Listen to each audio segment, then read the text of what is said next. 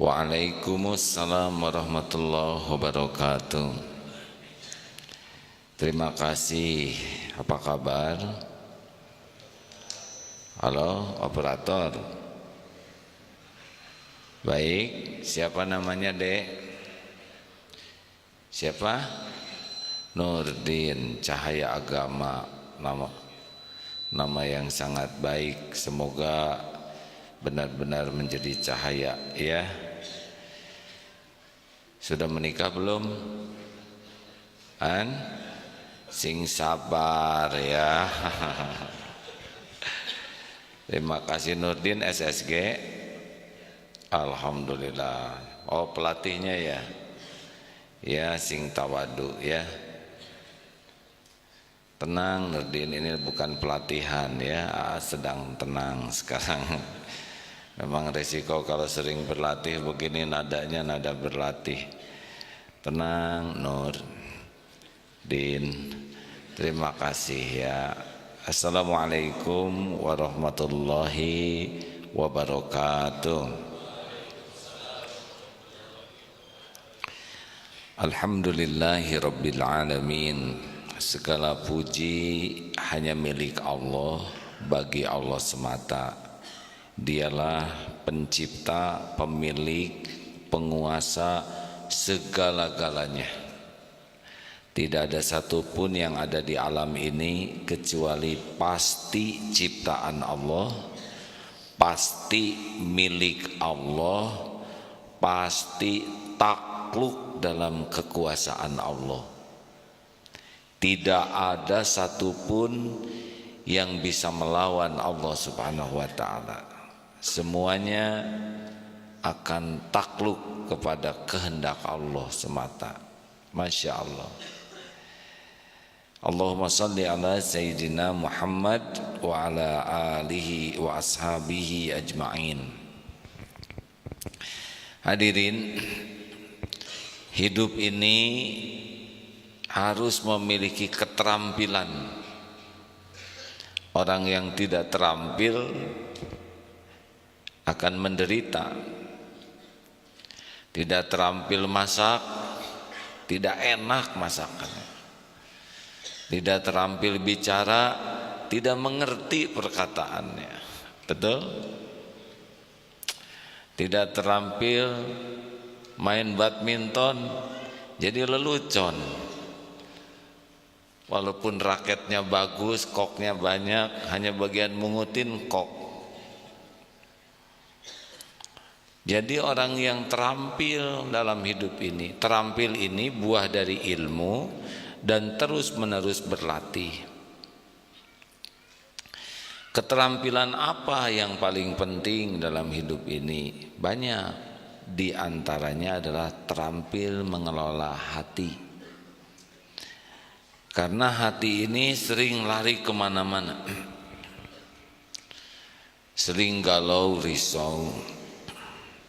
Di antara yang bisa membuat hati jadi galau risau adalah pikiran kita yang tidak terampil juga di dalam fokus.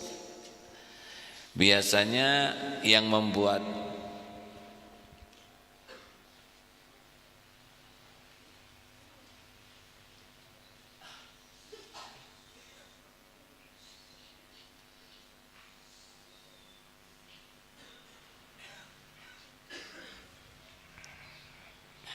yang ngobrol terus bersembunyi, tapi sambil ngobrol juga.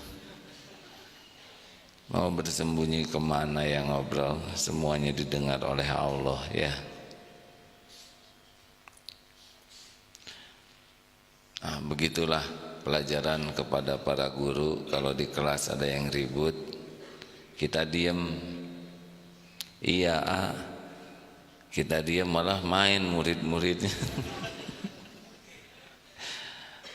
Jadi waktu itu dibagi 3. Masa lalu yang sudah berlalu, masa yang akan datang yang belum tentu ada bagi kita, dan masa kini yang sedang kita jalani. salah mengelola masa lalu, maka masa kini penuh derita. Salah mengelola pikiran tentang masa depan, maka hari ini nestapa. Banyak orang yang hari ini menjadi sengsara, menderita karena dia salah menyikapi yang lalu dan yang akan datang. Berapa banyak yang hari ini penuh dengan kesengsaraan akibat salah menyikapi yang sudah lalu. Dan berapa banyak yang hari ini galau luar biasa karena memikirkan yang akan datang. Contoh ya, yang belum menikah, umur kan tidak bisa direm.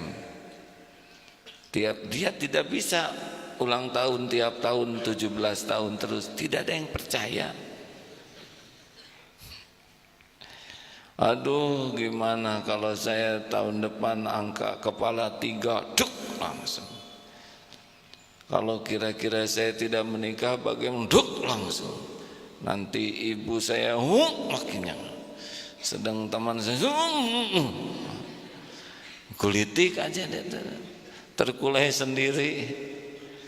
Padahal tadi tidak apa-apa, tapi sesudah memikirkan masa depan jadi nyesek. Kenapa ini adek langsung terkulai sekarang?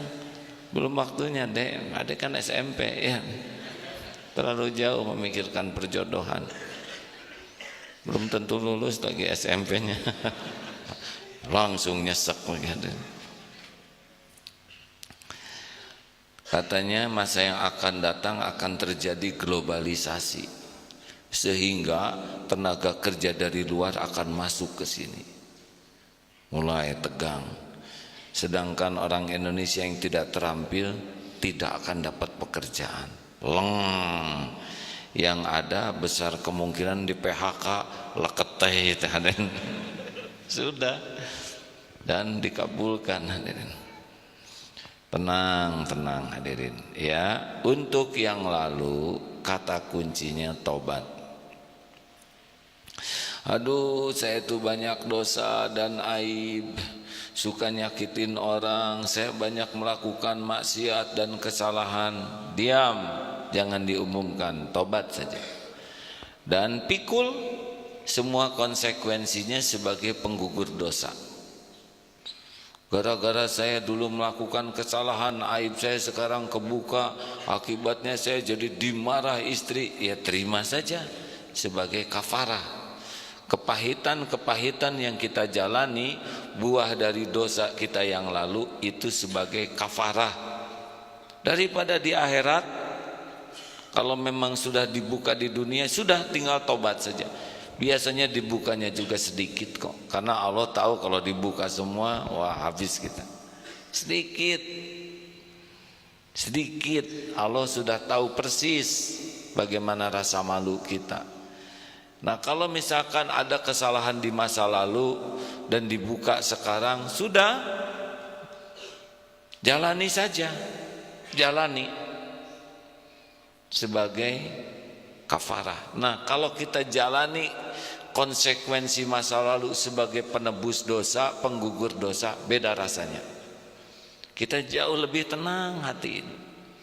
Jangan takut ya, Allah tuh maha adil, maha bijaksana, sudah mengerti sekali keadaan kita, perasaan kita, tingkat kegalauan kita. Makanya tobat terus, jangan merasa terancam oleh masa lalu, tapi terancamlah oleh tidak tobat kita. Wa man lam yatub faulaika humuz zalimun.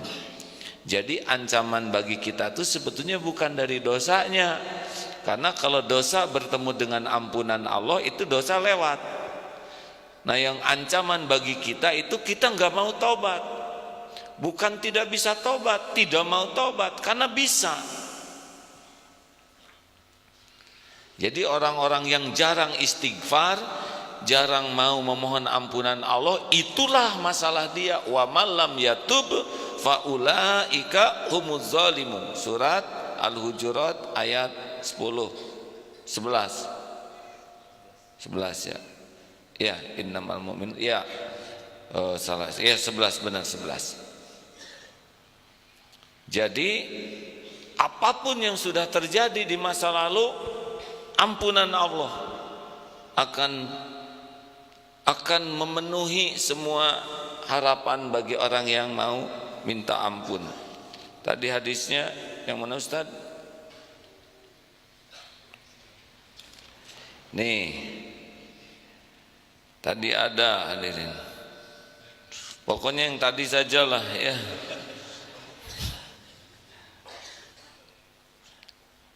Ada ya.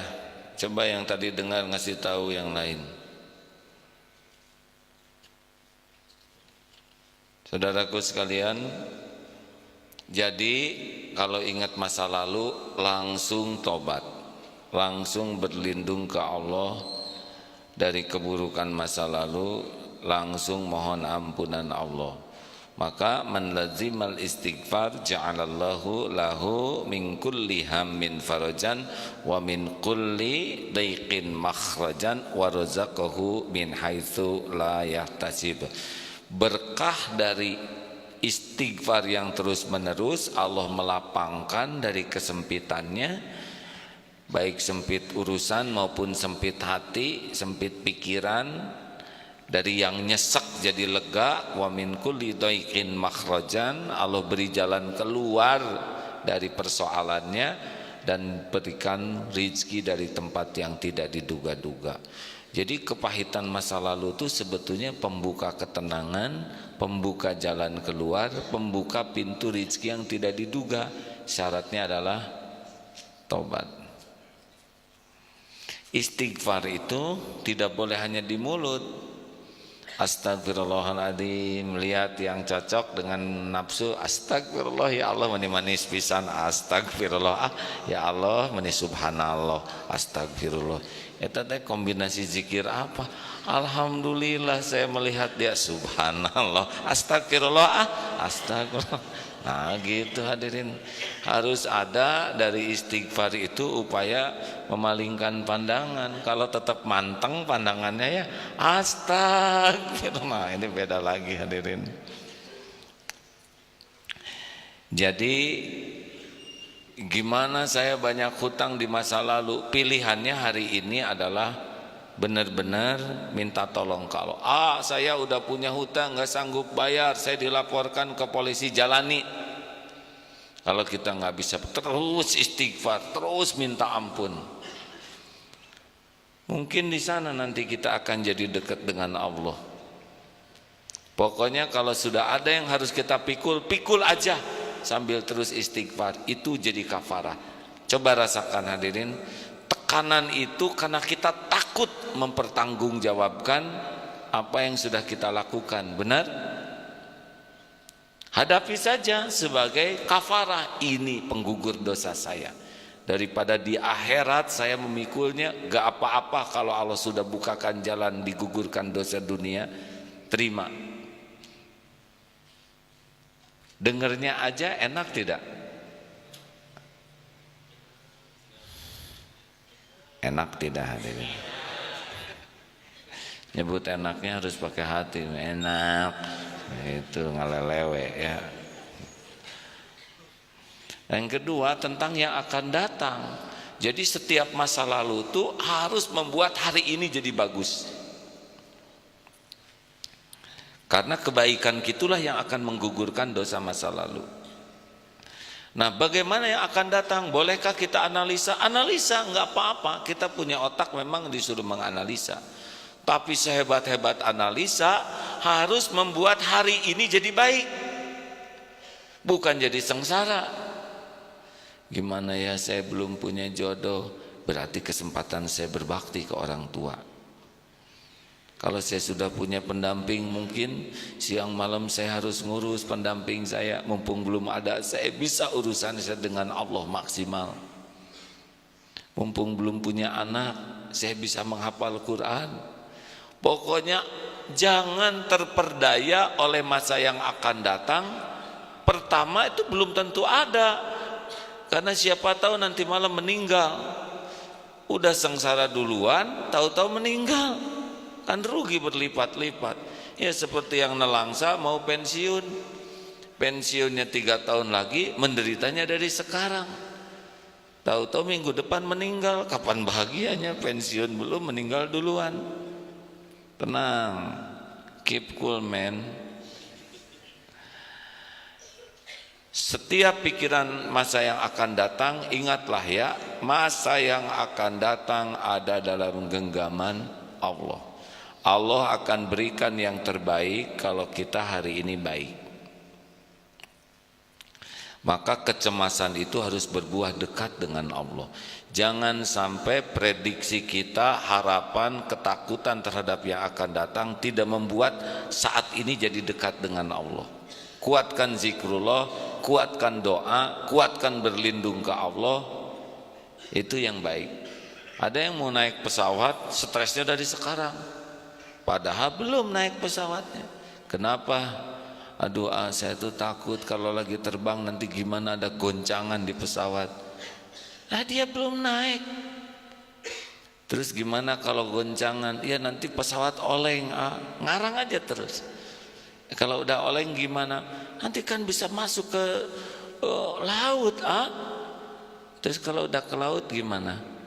Nanti hiu datang.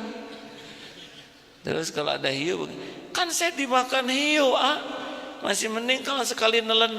Gimana kalau pelan-pelan dan dikunyah? Terus we ngarang hadirin. Pada beli tiket juga belum. Ada kan yang merencanakan bisnis, masih ingat 3 sekawan. Kita bisnis yuk, ini 3 sekawan, friend.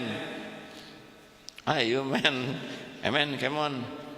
Ayo Den, bukan Raden ya, namanya Den Gan, susah nyebut Gan, sebut Juragan, nyebut ada. Akhirnya pas ngobrol, ya udah kita bikin bisnis, bikin toko online, sip lah. Nanti online apa? Udah pokoknya mah yang ini aja, herbal. Satu idenya toko online, satu katanya online herbal, satu lagi saya ngerti marketing. Dah bagus, nanti bakal untung nih. Iya, perkiraan untung berapa ya? Sekitar 200 juta. Dibagi-bagi aja hasilnya. Saya 50%. Oh, lama nih 50% ya enggak?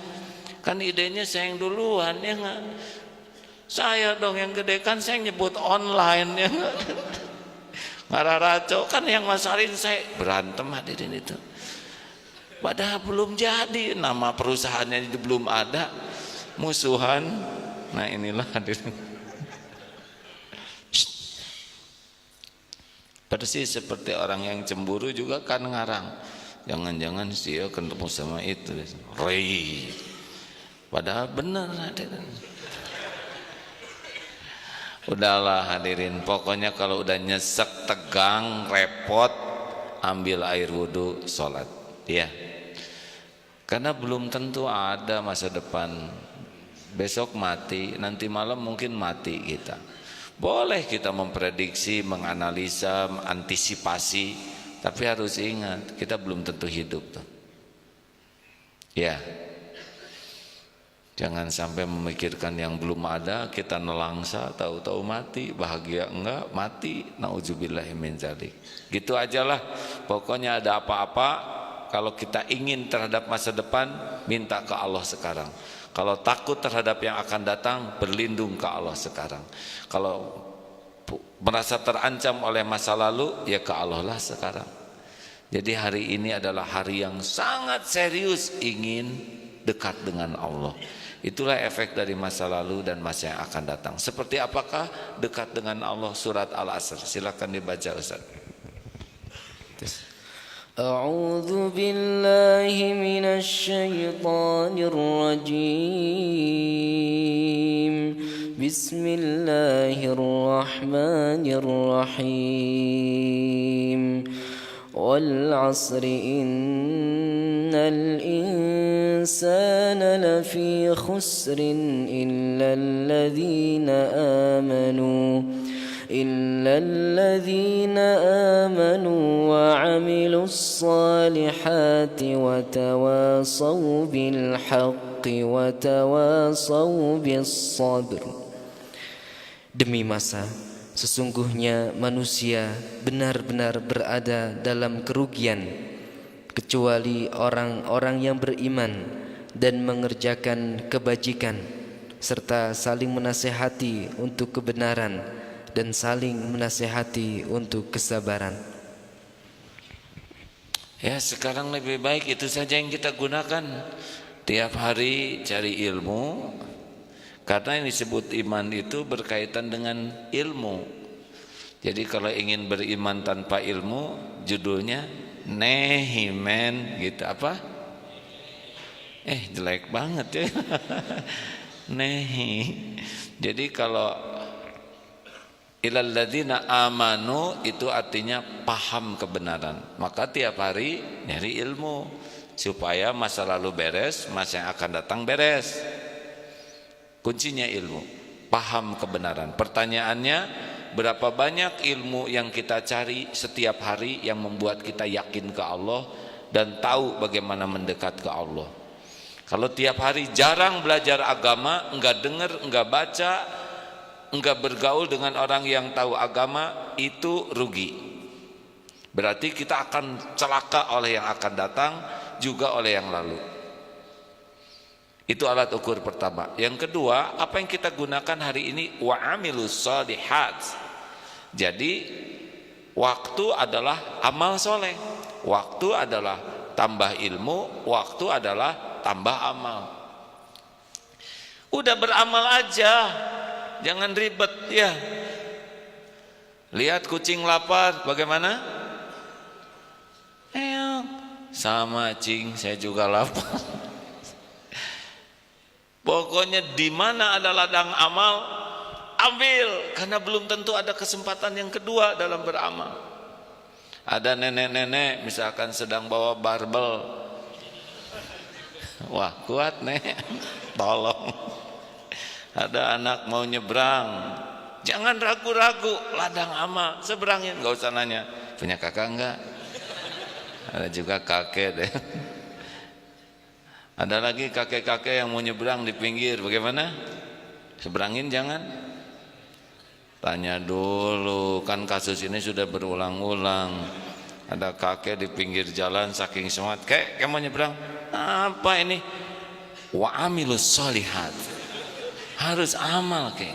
Daripada saya nyebrang sendiri, mending saya nyebrang bantuin kakek. Apaan kakek? Percayalah padaku.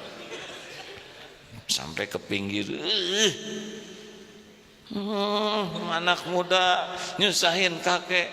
Kakek ini udah ditolong, bukannya berterima kasih malah marah-marah. Nolong apa kamu? Kakek baru nyampe nyebrang, jadi balik lagi begini. Makanya ya, amal soleh itu harus pakai kecerdasan ya. Kasihan si kakek udah 3 kali bolak-balik gara-gara santri ada di sana. Namanya juga ngarang, hadirin sesuka saya ya. Istighfar. Kita ngebayangin kakek-kakek itu kakek, padahal saya cucu udah 5. Jangan nyindir saya hadirin ya. Nah teruskan, astagfirullahaladzim. Jadi udah pokoknya pikiran tuh amal. Tiap hari jadi amal apa? Amal saya nambah enggak? Dan amal tuh cuma 2 syaratnya. Satu, niatnya ikhlas, dan yang kedua yang dilakukannya benar. Udah itu aja, nggak usah risau dengan yang lain-lain, cemas oleh yang akan datang. Penuh amal hari ini. 3, tawassaw bil haq. Apa artinya? Dakwah, saling menasehati dalam kebenaran. Artinya tiap waktu itu harus jadi dakwah. Dakwah itu bukan bicara begini. Dakwah itu bicara ini salah satu. Kita memperbaiki diri itu dakwah hadirin. Dari waktu ke waktu kita jadi lebih baik, itu dakwah. Kata orang tua, ini anak tuh asalnya nyebelin, sekarang nyenengin.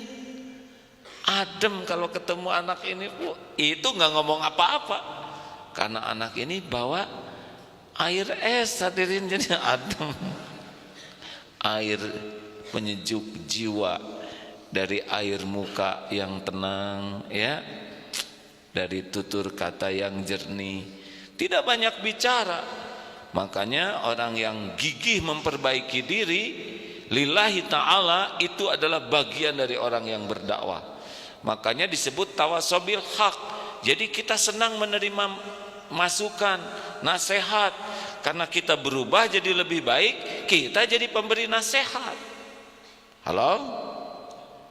Bagaimana Panglima? Bagaimana Kapolres? Hadirin, sing yakin kalau siapapun yang ingin bisa berdakwah harus punya kenikmatan dinasehatin. Orang yang tidak suka dinasehati, yakin nasihatnya tumpul, karena dia sendiri tidak bisa menasihati dirinya. Yang keempat adalah tawasobis sabr. Harus sabar di dalam mencari ilmu, sabar dalam mengamalkan ilmu, sabar dalam menyampaikan ilmu, sabar dalam mencari kebenaran, sabar dalam mengamalkan kebenaran, sabar dalam mendakwahkan kebenaran. That's all, ladies and gentlemen. Aduh, bahasa Inggris hadirin. Sekali-kali atuh jangan suka diketawain amazing. Wow.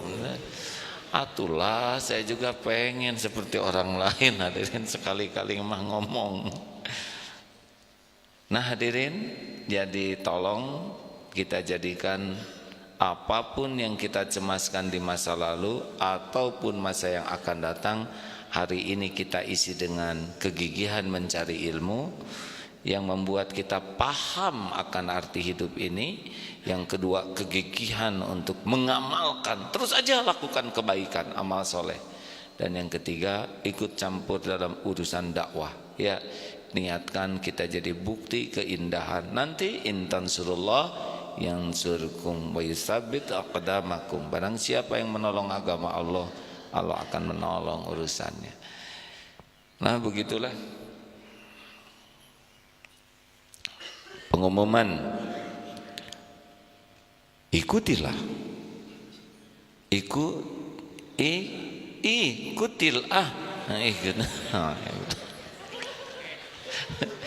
Masalah ini fatal ini ya, ikutilah, ikutilah. Benar ya, huruf bisa sama, nada bisa berbeda, tergantung tujuan. Ikutil. Milad ke-26 Pesantren Darut Tauhid dengan jalan sehati bersama sahabat difabel. Lokasi Monumen Perjuangan Jawa Barat, di depan Unpad. Jalan apa? Di Pati Ukur.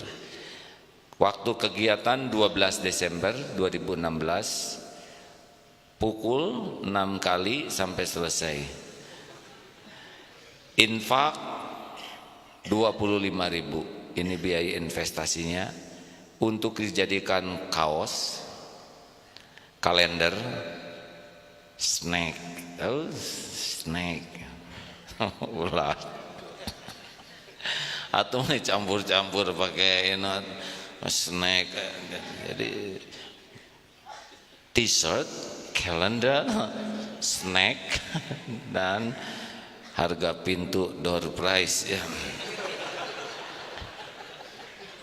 Panitia jangan banyak gaya lah, kita biasa-biasa aja. Jadi kaos hadirin, eta kalender, terus kadaharan ya, tuangkan, dan beberapa oleh-oleh. Gitulah, kita juga punya bahasa pakai harga pintu segala. Silakan daftar. Waduh, ada contak person. Ini bahasa Inggris, jangan campur-campur begini, nggak usah kontak person ya, nggak. Hubungi si Ruli gitu hadirin ya, Pak Ruli ya, Aruli, mau contak person ya, udah jangan gaya-gayaan. Pembayaran via transfer, nah, ya guys, mayar atuh begitu hadirin. Nih kontaknya Mang Ruli 087. Wah ini harus kecerdasan ini ya. 0878. Oh gampang juga nih. Berapa? 0878 22844. Ya pusing kan? 005. Ya tulis aja 0878 22844 005. Nanti bisa ditransfer. Silakan saja hubungi yang itu ya di WA atau di SMS 0878 22844 005. Hadirin atau dilihat di Facebook AA, di Instagram bisa semua ya. Datang kemana aja daftar, di MKFM bisa, di Humas Darut Tauhid bisa, di supermarket bisa, di masjid bisa, di seluruh kantor cabang DPU Jabar Sejabotabek bisa, atau koordinator Dompet Peduli Umat se-Bandung Raya ya. Tahun kemarin ulang tahun itu berapa yang jalan kita tuh? Yang jalan kemarin 18.000 ya. 12.000. Silakan sekarang berapa aja lah kami nerima ya, seikhlasnya ya. Nanti diusahakan bawa kado, bawa oleh-oleh, apa kenangan. Jadi setiap peserta nanti cari teman yang difabel. Kemudian kalau yang bagian ada yang tunanetra, coba nuntun jalan sama-sama dan saling tukar oleh-oleh. Tuh, awas jangan licik ya. Dia bawa telur ayam pengen dapat telur meri, jangan. Justru kita ingin memberi, nggak apa-apa. Jangan sampai kita beli telur puyuh pengen telur ayam puyuh, nanti dia dapat telur cecak, nggak apa-apa ya. Terima kasih hadirin sekalian. Ustadz Mulyadi Al-Fadil akan menyambung. AA pagi ini berangkat ke Solo. Ini MKFM Solo menyimak ya. Insya Allah AA di Solo dan di Semarang. Semoga kita bisa silaturahim ya. Ini pengumuman sebentar, maaf ya Ustaz. Di Solo, di sebuah tempat, juga di Semarang. Sebentar saya sampaikan ini tempatnya. Di Solo di Masjid Nurul Huda, kampus UNS Kentingan Surakarta pada zuhur. Kalau di Semarang di Masjid Al-Muhajirin mulai jam 8 hari Sabtu besok sampai jam 11. Mudah-mudahan ada umur kita bisa jumpa di sana. Kita simak uraian Ustadz Mulyadi Al-Fadil. Terima kasih sahabatku yang baik. Sekarang giliran SMK belajar di bawah ya. Assalamualaikum warahmatullahi wabarakatuh. Ustadz silakan Ustadz. Saya ngajar dulu di bawah ya. Silakan SMK untuk ke bawah. Bismillahirrahmanirrahim. Assalamualaikum warahmatullahi wabarakatuh. Alhamdulillahirabbil alamin. Allahumma shalli wa sallim wa barik ala Muhammadin wa ala alihi wa sahbihi ajma'in. Asyhadu an la ilaha illallah wahdahu la syarikalah wa asyhadu anna Muhammadan abduhu wa rasuluhu alladzi la nabiyya ba'dahu amma ba'd. Alhamdulillah para pendengar yang budiman, juga hadirin di Masjid Darut Tauhid. Kita sambung sampai menjelang jam 6. Apa yang diuraikan tadi tentang bagaimana kita selalu mengevaluasi masa lalu kita dan merencanakan masa depan yang lebih baik. Ada sebuah ayat, satu ayat di surat Al-Hasr ayat ke-18. Allah berfirman, ya ayyuhalladzina amanu taqullaha wal tanzur nafsum ma qaddamat lighad wattaqullaha innallaha khabirum bima ta'malun. Ini ada perintah dari Allah agar senantiasa kita mengevaluasi diri dan berpikir, berproyeksi di waktu berikutnya. Perintahnya kepada siapa? Kita orang beriman. Ya ayyuhalladzina amanu, wahai orang-orang yang beriman, wal tanzur nafsum ma qaddamat lighad. Hendaklah setiap jiwa mengevaluasi, melihat apa yang, memperhatikan apa yang telah diperbuatnya di masa sebelumnya, masa lalu, untuk kemudian ligot, untuk hari esok diproyeksikan di masa yang akan datang ya. Wattaqullah, bertakwalah kepada Allah, innallaha khabirum bima ta'malun, sesungguhnya Allah Maha mengetahui dari apa yang kalian lakukan. Dalam tafsir Al-Qurtubi juga Imam Ibnu Katsir memaknai beberapa kalimat ini dengan tafsir yang berbeda, namun tujuannya sama, agar kita memang memiliki kepekaan. Yang pertama adalah wal tangdur nafsum ma qaddamat ligad. Wal tangdur nafsun, hendaklah setiap jiwa. Artinya perintahnya adalah kepada setiap diri kita, setiap pribadi kita, agar kita mampu melakukan evaluasi diri. Ya, kata-kata angdur atau tandur dari kata nazara artinya melihat. Kan masa lalu sudah tidak bisa dilihat, ya. Tapi ini berkaitan dengan waktu. Saya teringat waktu mendengar khutbah Jumat beberapa waktu saat haji kemarin, itu seorang khatib mengatakan, beliau katakan, waktu yang lalu adalah waktu yang sudah kita tinggalkan. Sekarang, waktu sekarang itulah milik kita, dan waktu yang akan datang, waktu yang kita belum tahu. Nah, itulah hakikat waktu, ya, yang sudah lalu tidak pernah kita bisa ulang kapanpun. Yang sedang kita jalani itulah yang menjadi milik kita saat ini, yang harus kita isi, dan yang akan datang masih gaib yang kita belum tahu. Maka wal tangdur nafsun, apa yang telah dilakukan maqaddamat telah lalu, artinya kita mengevaluasi apa yang kita lakukan sebelumnya. Kalau yang dilakukannya ini baik, maka harus kita jaga dan kita istiqomahkan. Tapi kalau buruk harus kita perbaiki, sehingga ada kesempatan dengan melihat yang lalu yang buruk ini kita bertobat, kemudian kita isi dan kita ganti dengan yang lebih baik. Menarik, di satu ayat ini ada dua kalimat perintah takwa. Ya ayyuhalladzina amanut taqullah. Pertama adalah wahai orang-orang beriman, bertakwalah kepada Allah.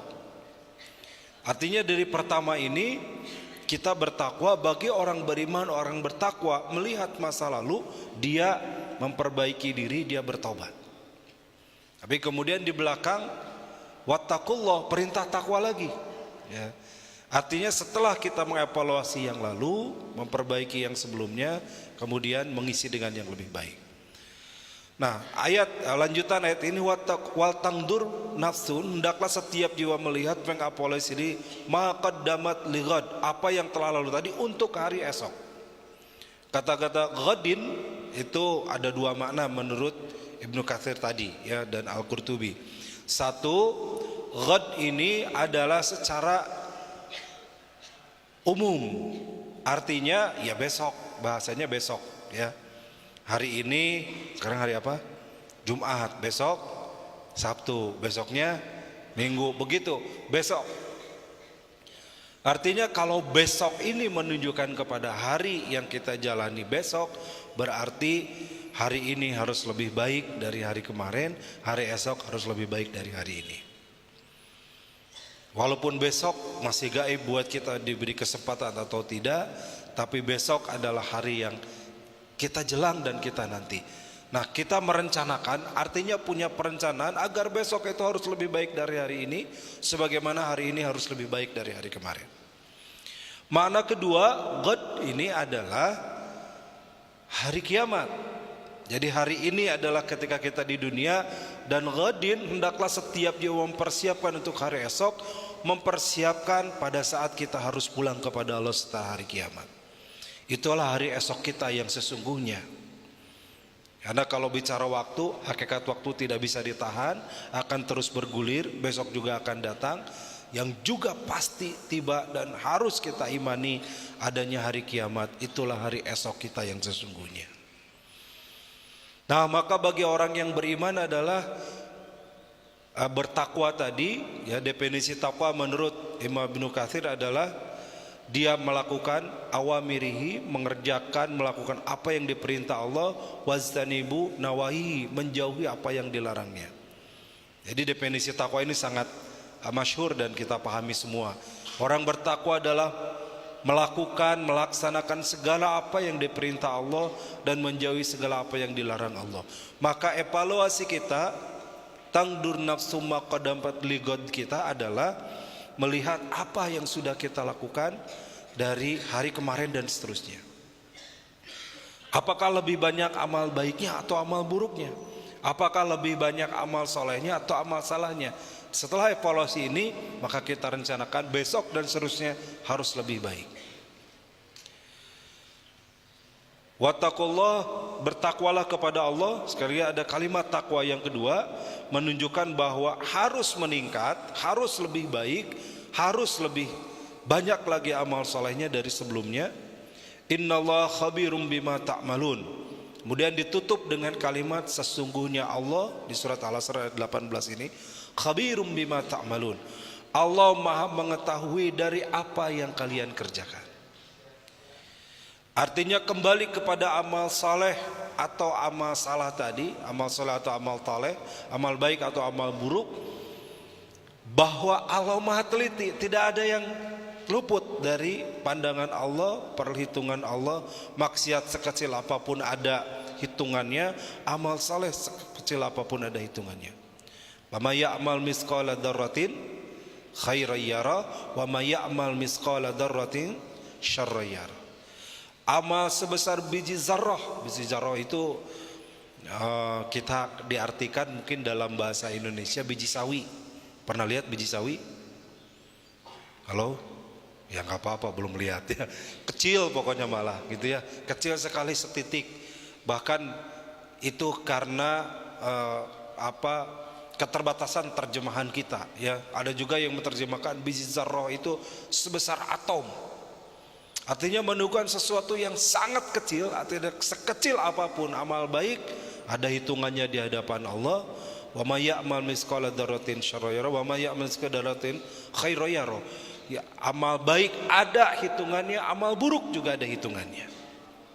Itulah yang kita perhatikan, sehingga khabirum bima ta'malun. Allah Maha teliti, gak pernah tertukar, tidak pernah salah, tidak pernah luput dari apa yang kita lakukan itu di hadapan Allah.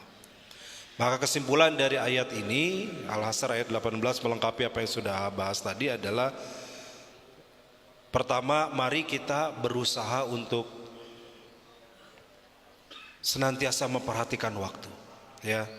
Karena hakikat waktu tadi tiga yang telah lalu sudah tidak bisa kita ulang dan akan terus kita tinggalkan.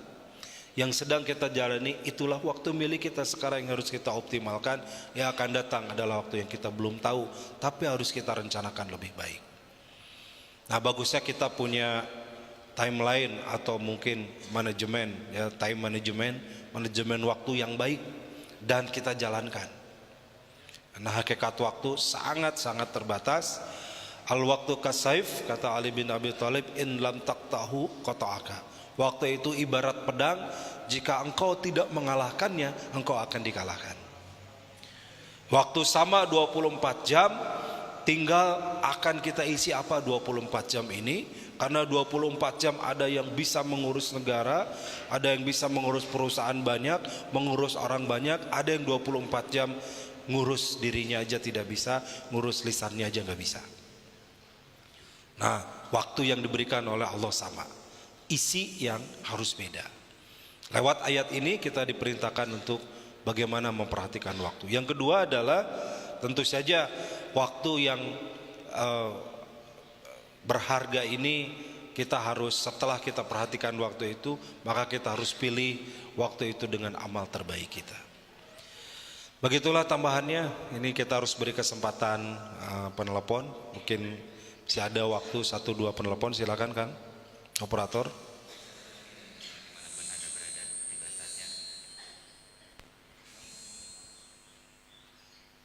Halo.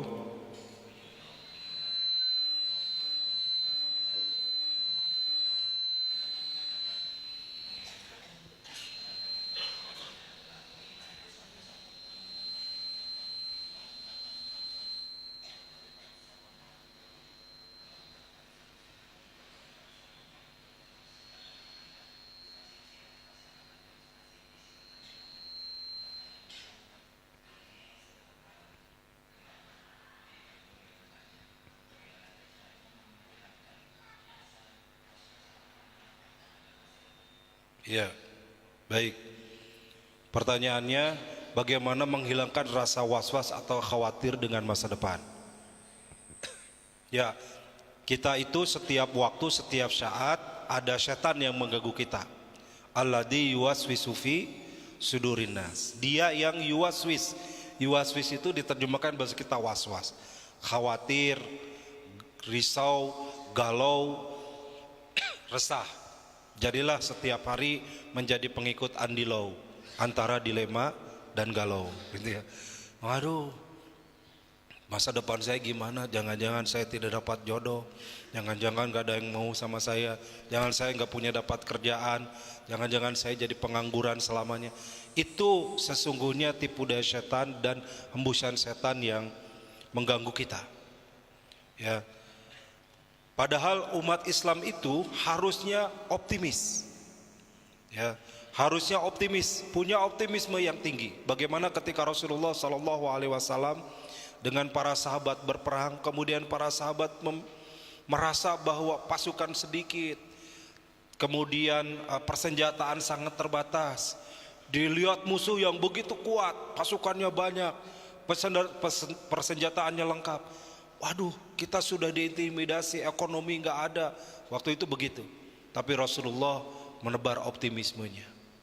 Tiba-tiba kemudian dipukul batu sampai terpecah, gitu ya. Terlihat seperti kilat bagaimana pukulan batu oleh pedang itu, dan Rasul mengatakan, lihat batu yang terbelah ini.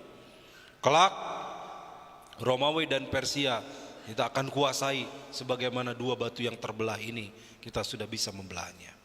Itu optimisme yang dimunculkan oleh Rasulullah. Maka Rasul menghibur, la takhaf wa la tahzan innallaha ma'ana. Jangan takut, jangan sedih, Allah beserta kita.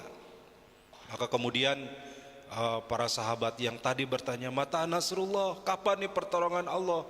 Kita harus perang dengan perang, keluarga kita diintimidasi dan sebagainya. Maka Rasulullah mengatakan, ya, inna nasrallaha qarib, pertolongan Allah itu dekat.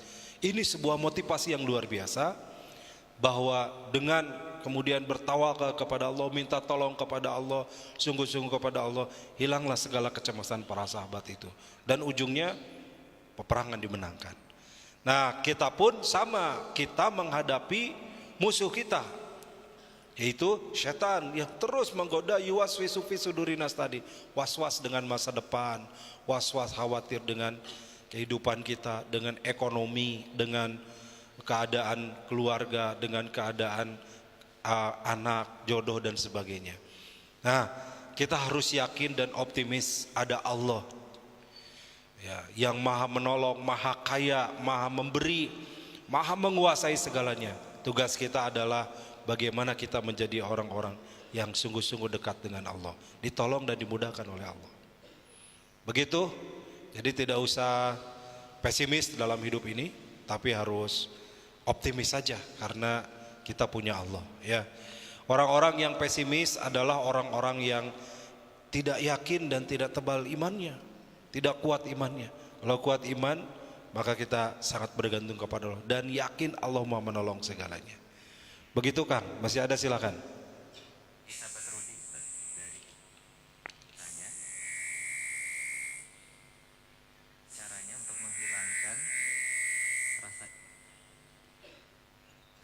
Ya, baik. Ini pertanyaannya di luar pembahasan kita, tapi tidak apa-apa. Bagaimana menghilangkan cara menghilangkan iri dan dengki dalam kehidupan kita? Iri dan dengki dalam bahasa Quran disebut dengan hasud. Kita diperintahkan untuk berlindung kepada Allah, wa min syarri hasidin idza hasad, dan berlindung kepada perbuatan hasud atau hasidin idza hasad, orang yang dia hasud ketika dijalankan. Artinya gini, kita berlindung dari orang berbuat hasud, iri kepada kita, dan kita pun berlindung tidak berbuat iri kepada orang lain, ya. Di sini sering dibahas, ya, hasud itu adalah senang melihat orang lain susah, susah melihat orang lain senang. Senang melihat orang lain susah itu adalah iri, susah melihat orang lain senang itu adalah dengki. Maka hasud itu kita terjemahkan iri dengki dalam bahasa Indonesia. Ini termasuk penyakit inti atau diantara penyakit hati yang muncul pada sebagian besar kita. Imam Ibnul Qayyim sudah memprediksinya 3. Satu takabur, penyakit inti itu kita berpeluang nih, sangat berpeluang sombong. Punya anak cantik, bu anak siapa? Lihat dulu dong ibunya. Padahal ibu nggak bisa menciptakan anak ya.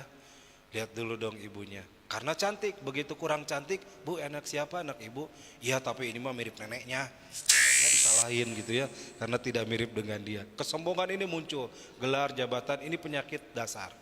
Yang kedua kata Ibnul Qayyim, serakah. Ini penyakit dasar manusia. Sudah punya jabatan, punya kedudukan, punya pangkat tinggi, gaji besar, tetap aja korupsi. Itu menunjukkan manusia serakah dan tidak pernah merasa cukup. Dan yang ketiga kata Ibnul Qayyim adalah dengki.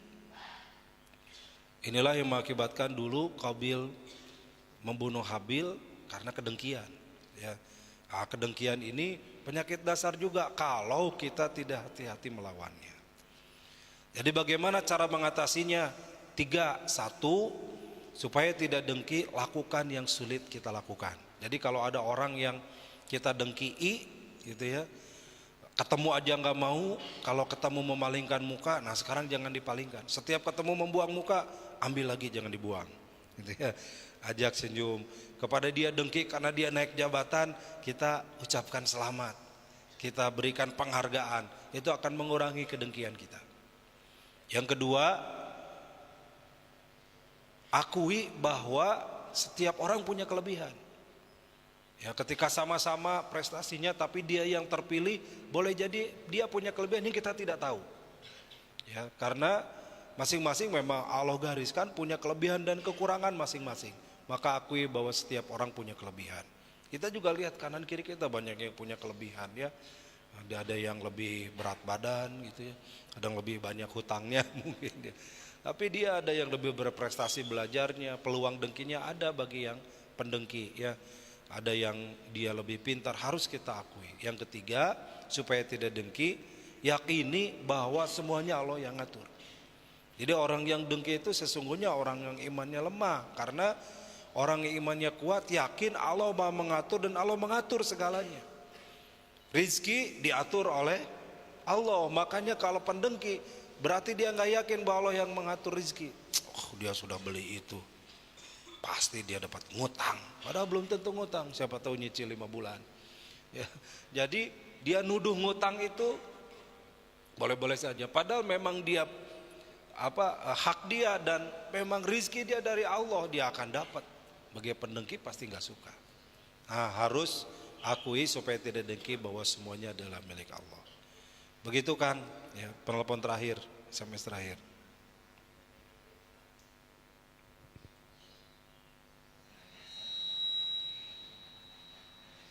Ya, terakhir ya, bagaimana memotivasi diri untuk berbuat kebaikan. Ini bagus sekali pertanyaannya.